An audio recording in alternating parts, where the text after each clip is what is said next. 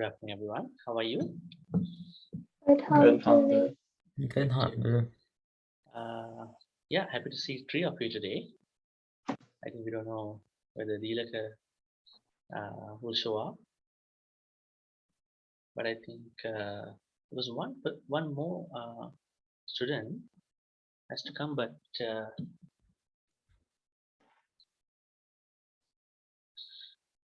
I have no idea what's going on. But anyways, today what happened was Bhante was not able to click on the right what do you call meeting room.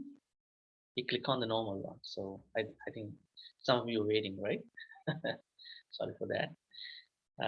Yeah. So can you remember where we left off that day? I think Seth was not there. Yes. Seth, you could watch the previous videos on YouTube. You have them. Okay, I will. I did start with you about Dana, and then we did Sila, and then we did Nekamma, and we also did Panya, right? Yeah, I think last time we were doing Panya. We did Panya, wisdom. So today we are supposed to do the next one. So Dana, Sila, Viriya. Dana, Sila, Nekamma, Panya, Viriya. So Viriya. So Viriya means diligence. I would say effort. That's an interesting topic, right? So let's see here. So yeah, so we because of the time thing that happened today. So what's going to happen is that around 3:20, Bhante Sumedha will be coming back, and he will take the class continue until 4. So yeah, so we have time. We have almost around 27 minutes. Yeah. So what is effort? What do you think effort in our life? Set. What are your thoughts about effort? How? What role does effort play? I would say effort. What are the other terms for this in English? Effort. Yeah. First of all, I would like to ask you, what are the other words that we can use for effort? Broader words, like smaller words. I would say, valor. What to say? Diligence. Maybe perseverance could be a word. Perseverance. Yeah. Yeah. Motivation. Motivation. Motivation. You said directly video. Motivation is kind of that there is enough energy to. Energy is a good one. Huh? Energy. There's something that is propelling you to do that particular something that could be motivation. Yeah, I mean we can sort of combine. So effort, perseverance, energy. What are the other words?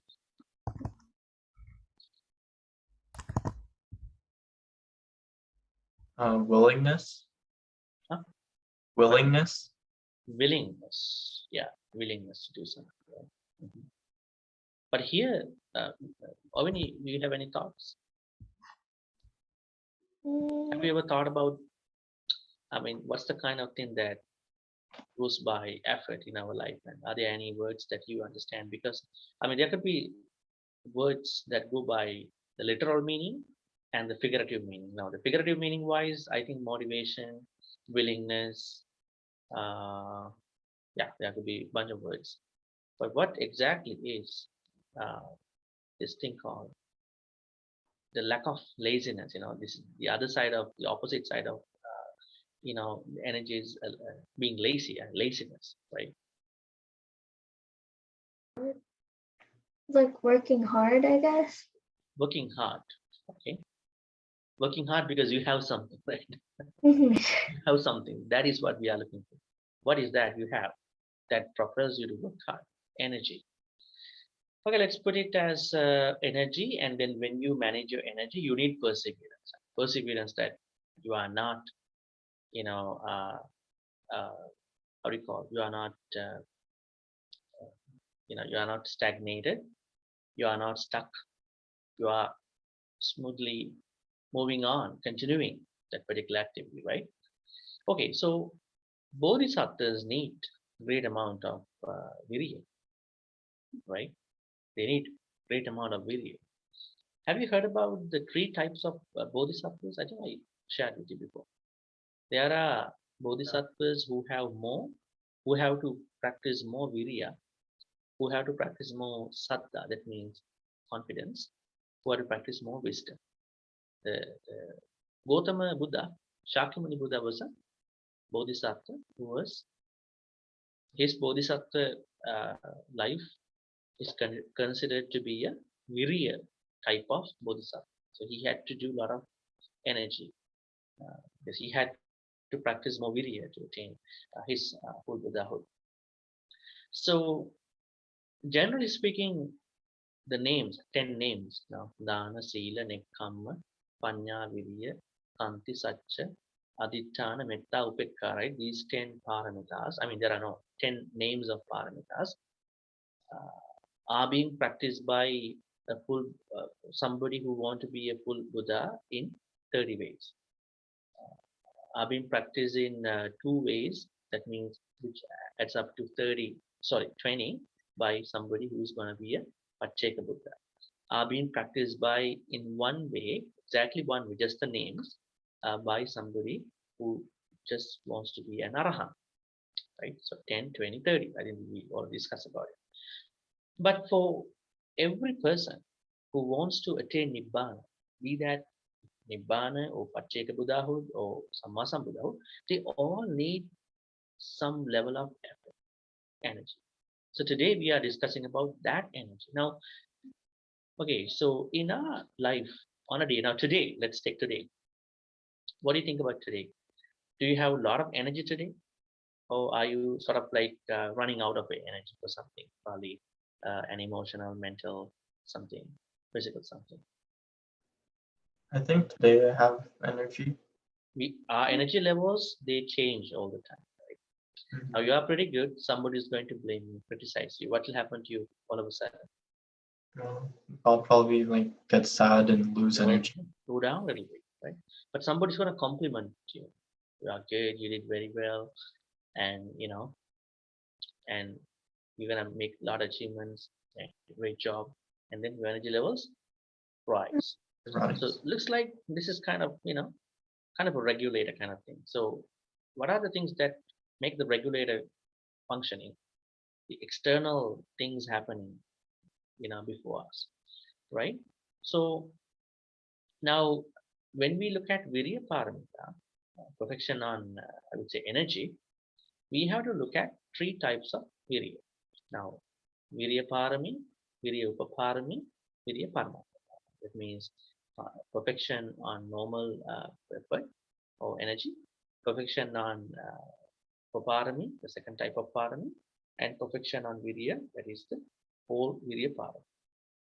Can you set, I mean, to your understanding, can you delineate to us? Can you describe the 3 types of, what do you call, uh, levels of each? I mean, let's take viriya at this point. How do we see the 3 types of viriya? How do we explain? What is viriya parami? What is viriya upaparami? What is viriya paramata? There's only one way of looking at it actually. I mean, I guess putting in more effort, I think, would be going from the different levels. Yeah, I mean, do you remember we talked about 3 levels for each paramita perfection? So that Yeah. applies to, that classification applies to all the names of paramita. Be that dana or sila, nekkamma, panya, viriya, kanti, satcha, metta, upekka. So Oh, that yeah. applies to each part. So in that case, I clearly mentioned to you what is Yeah. upaparami, what It is was. a paramita. I'm trying to remember. I think it was like one's for self, and then like for I don't remember exactly, but it's like for self, for to others, or like something like that. I don't exactly remember. Something little closer to what Yeah. talk about. Yeah, Ovini, you have any thought? I don't remember. You don't remember? Really? Yeah. How about Owen? I remember for one of them, it was you could sacrifice Sorry, I sacrifice. can't hear you very well. Can you hear now, Hamza? Yeah. Okay. I think I remember for one of them. Uh-huh. The first level was you sacrifice your time and effort and stuff. Yeah. The second level was you That's the sacrifice highest. Mm-hmm. you sacrifice even your body parts, and then the highest level is you sacrifice even your life. Okay. So, if we apply that threefold classification to viriya, the energy paramita perfection, so we can put it this way. Now, viriya parami, what do you call viriya parami means it's just a normal one. That means you are putting uh, an enormous amount of viriya to your life. Now, there should be a balance actually. If you have too much energy, is that a problem too? When you are too much energetic, your mind can be restless, right? Mm-hmm. Yeah. Right? Yeah. If you drink a lot of caffeine, I would say coffee, tea, you are so energetic. Now you don't know what to do. Your mind is restless. You don't pick on anything, right? If you have too less energy, you are too down, right? So we have to keep that, you know, in moderation. Keep our energy levels in moderation. So that basic type of moderation of energy is virya para for spiritual life. And then when it comes to the second level, virya upaparami, then you are practicing the same effort without caring what could happen to your body parts. I mean, this is only being done by Pacceka Buddha. Don't try that out. This is being practiced by the Pacceka Buddhas, even Sammasambuddhas. And virya paramatta parami means the bodhisattva, that full bodhisattva is practicing virya to that level. In that level, even the bodhisattvas sacrifice their whole life. They don't mind about what could happen to their lives. Still, they want to practice virya, right? So this is how it is going to work. Now, if you look back, panya, practicing normal panya. Practicing panya, even something happens to one's bodily parts. Practicing panya by sacrificing, risking one's own life. That is how that threefold classification applies to panya. Let's take nekkhamma. Practicing renunciation, I would say letting go in moderation. Practicing letting go or renunciation, even something could happen to your bodily parts. That is nekkhamma upaparana. Nekkhamma paramattaparana, sacrificing, practicing nekkhamma, I would say renunciation, letting go, even risking sacrificing your life. This is how it works. I think it makes sense, right? Okay. Now let's look at some of the fundamental things in Buddhism. Could you go back to the history of Buddhism? Now, what was the time the Buddha's teachings were trying to, rise in India, northern India? Could you remember the dates? 6 BCE. What does that mean? 6 BCE. That means 600 before the Jesus Christ, right? That is 81. Now today is 2021. It's been 2021. So the Buddha lived 600 years before the Jesus Christ. So 6 BCE, before Christ. That's how it goes. Right? Anno Domini, AD, and this is before Christ. So that at the time of the Buddha's, I would say, rising, there were a lot of other similar philosophies, similar teachings, but they are not exactly Buddhist. Where some of the teachers were talking about, uh, teachings that are not promoting energy. That means they say the viriya has no purpose. Energy has no purpose. You don't need energy. Energy is nothing. Now, I would tell you one example. There was one Brahmin who came to blame the Buddha just because of the energy. So he was getting ready. He got ready, and then he came out to the Buddha. And then he started his, repast of blame. And he said, there's no energy, there's nothing exists so. And then he was criticizing the Buddha in different ways by highlighting that there is no end. So Buddha was a good gentleman, right? When somebody blames us, we're getting so mad, right? Why is it? I'm going to combine these two: anger or other difficult emotions, negative emotions, bad emotions. Why do we get really mad when somebody blames us? Because Number one, the lack ideas. of mindfulness, lack of mind, not knowing where am I now, where am I at? That's number one. So now, probably home, outside situation. Number two,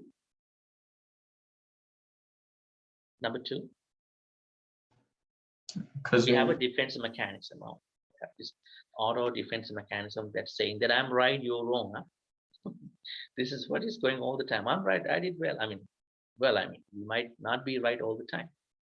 And there's no right and wrong all the time. Right, right and wrong, it sometimes, does not go the way that it is supposed to be.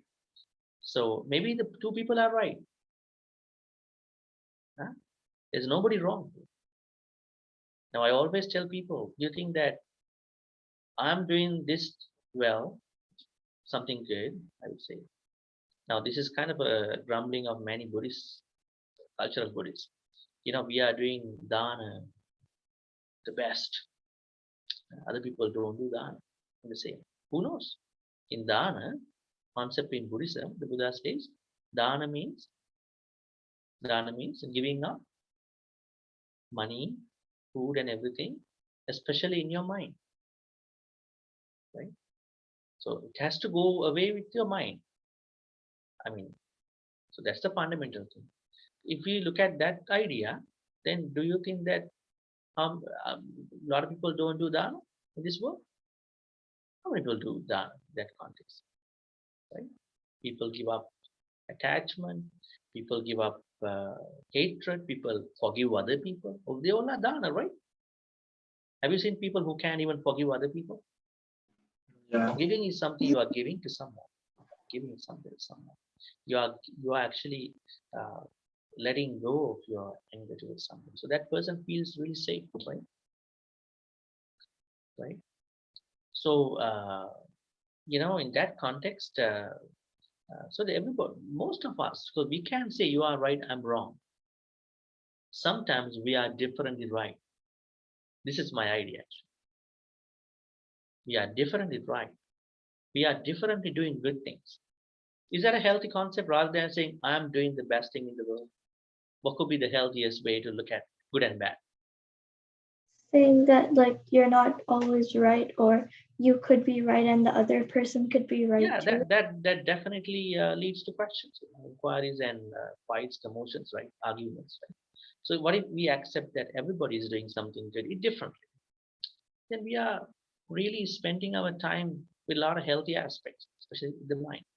Even Buddha. So Buddha was really gentleman, and he was not saying anything. Let him blame me.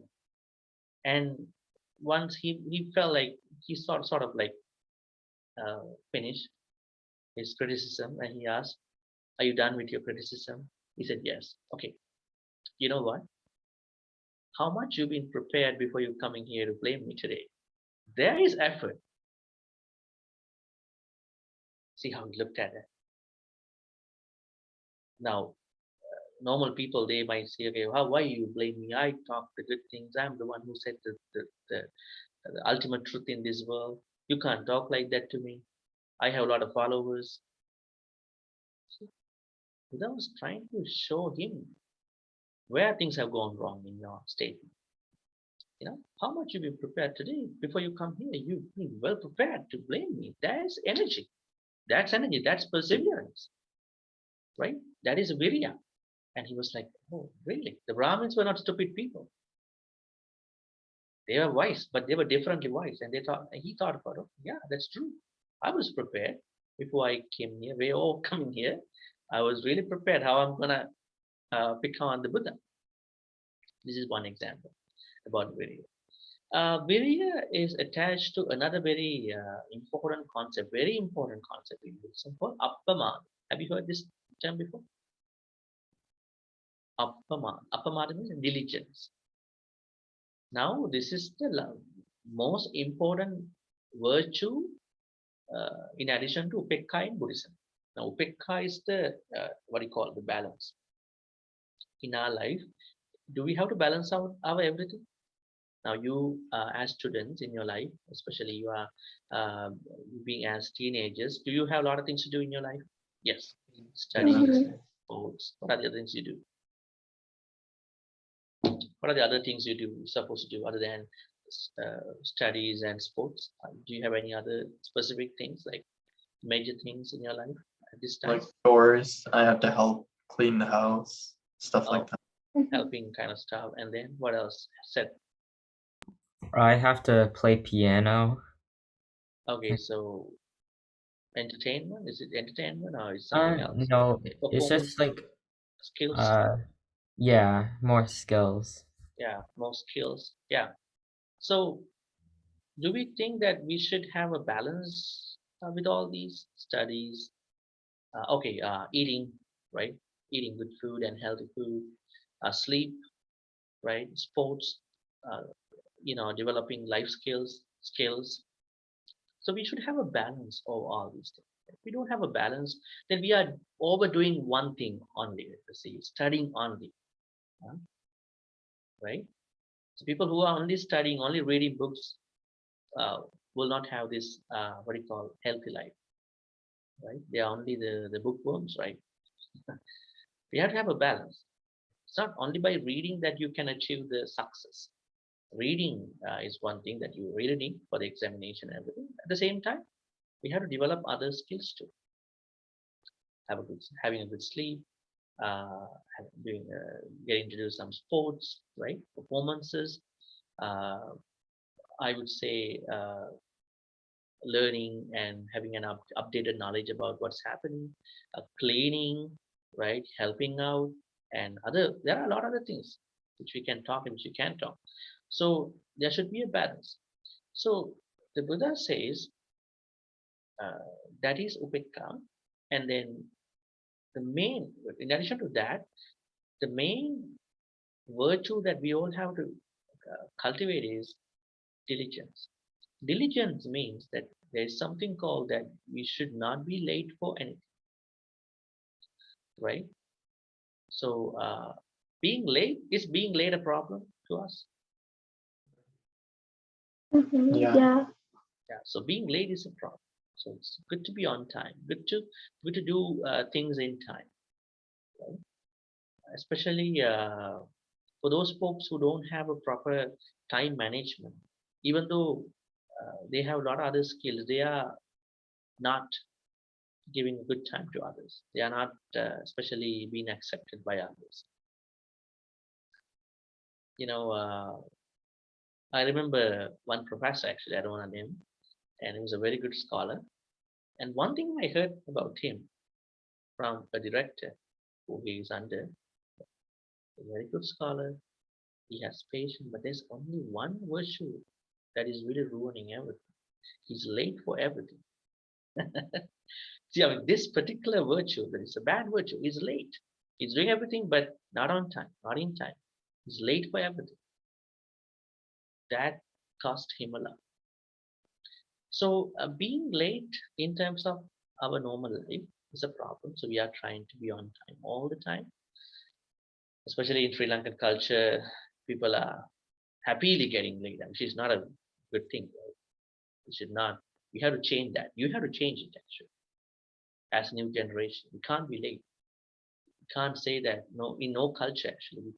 We have to develop this what do you call being late culture. There are good people too, in culture, but most of them. So on the other hand, we should not be spiritually late. What is this spiritual lateness? That means we should not delay our time for practicing Dhamma. Right? Now, what is this time? Is this the time of the life? Is this the time of time? What is it? Now we say the time is going now 3:16, right? So time is going. Is this the life that is going or the time that is going? What is going? What is being spent? I think the time that's being spent. That time is an illusion. Right? Mhm. Time is what we understand normally. But now when I ask about you, how have you grown up to this extent? Is it that you spend the time or you spend the life to this extent? Life, well, it's kind of life and time. Yeah, life and time, but time is what we know from a Mhm. standardized point. But actually life. So some people say, okay, this is just the time, but overall after now this kind of a time, looking back the whole 2021, it's our life. Our life has gone this far, right? We're getting grown up. That means we have to spend each moment thoughtfully and wise. Each moment. That means we know that there may be times you might think that you want to enjoy your life. That's okay. Keeping the balance. So this the concept, what you call the diligence concept, is very important for you to practice energy.